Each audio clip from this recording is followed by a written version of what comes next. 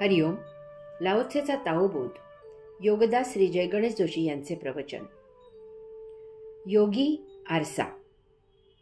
Laozi सांगतो की योग्याला स्वतःचे असे काही निर्णायक मत नसते आणि स्वतःच्या भावनाही नसतात, परंतु त्याला लोकांच्या मतांबद्दल आणि भावनांबद्दल त्या जणू काही स्वतःच्याच आहेत अशी आस्था असते. योगी साधकापुढे आरसा म्हणून उभा राहतो.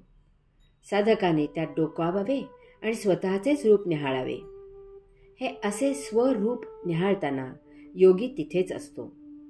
साधकाकडून जर त्याची स्वतःची तुलना योग्याबरोबर केली गेली, त्याला त्यात स्वतःत काही न्यून वाटले, त्याचा त्याच्या अंतःकरणात योग्य परिणाम झाला, तर सुधारणारा तेथेच सुधारतो.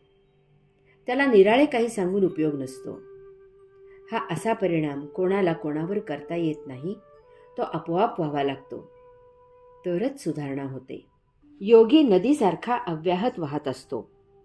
ज्याला त्या नदीकिनारी पथारी टाकायची इच्छा असेल, त्याने तेथे यावे आणि सचैल स्नान करावे, शुद्ध पवित्र व्हावे, ध्यान समाधीचा प्रसाद प्राप्त करावा, योगधामी यात्रा करावी. तोच अंतिम मुक्काम आहे. एकदा तेथे पोहोचल्यावर आणखी काही यात्रा शिल्लक असत नाही, तेच कैवल्य आहे. ज्याला नदीत घाण करायची असेल त्याने तसे करावे. योगी तक्रार करत नाही.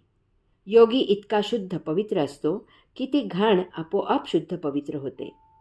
कालावधीचा फरक असतो इतकेच. कारण योग्याचा द्वंद्वावर विश्वास असतो.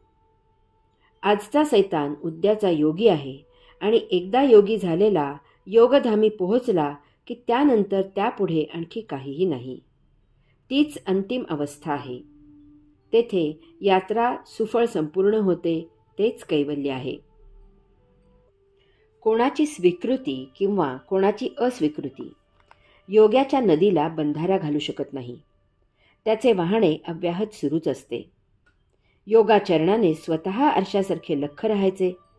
साधकांना त्यांच्या सत्य चेहऱ्याची ओळख करून द्यायची, हे प्रभुकाम, हेच त्याचे जीवन असते.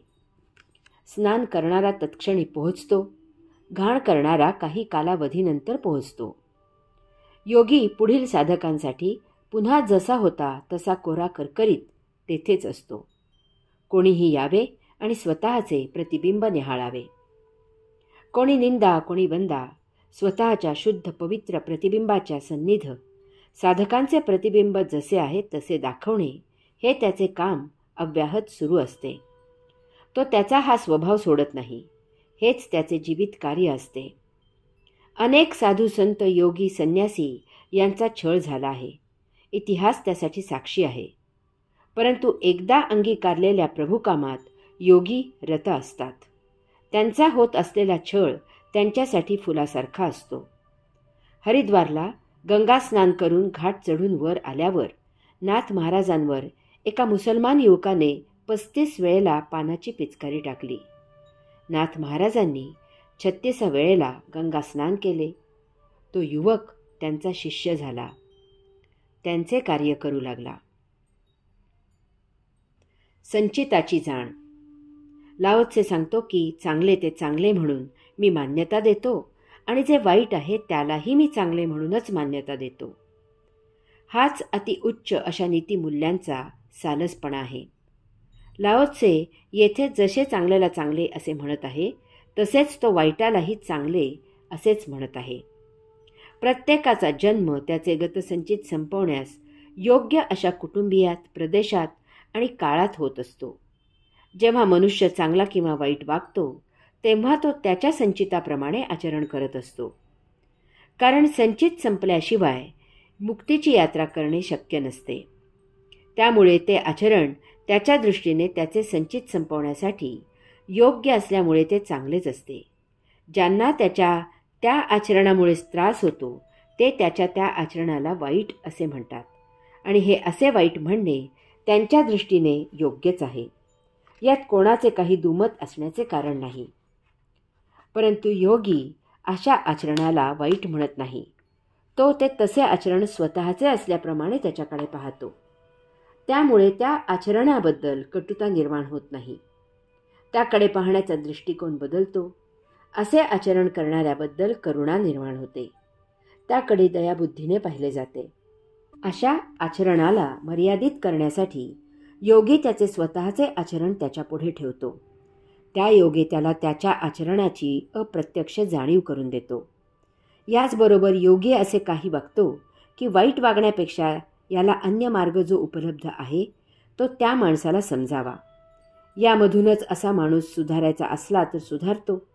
अन्यथा इतर उपाय कितीही केले तरी कुत्र्याची शेपटी वाकडी ती वाकडीच राहते.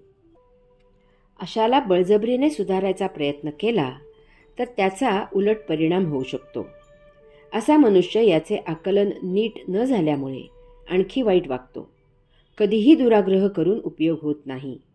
कारण मूलतः मुद्दा गळी उतरून अंतःकरणात गेल्याशिवाय परिवर्तन शक्य नसते. त्यासाठी आग्रही नसावे. त्यात त्याचा अहंकार दुखावला जातो. अनेक वेळा सत्याग्रहाच्या नावाखाली दुराग्रह केला जातो. सरकार तर वैतागलेले असतेच, परंतु अशाने जनताही वैतागते. अशाकडे सर्वच पाठ फिरवतात. योगी अनाग्रही असतात. ते काहीच सांगत नाहीत. अशाला जेव्हा त्याचा त्रास होतो तेव्हा योगी त्याला मदत करायला लागतात. त्या योगे त्याला उपरती होण्याचा संभव असतो. आत कुठेतरी दिवा पेटतो आणि गाडी योग्य मार्गाला लागते.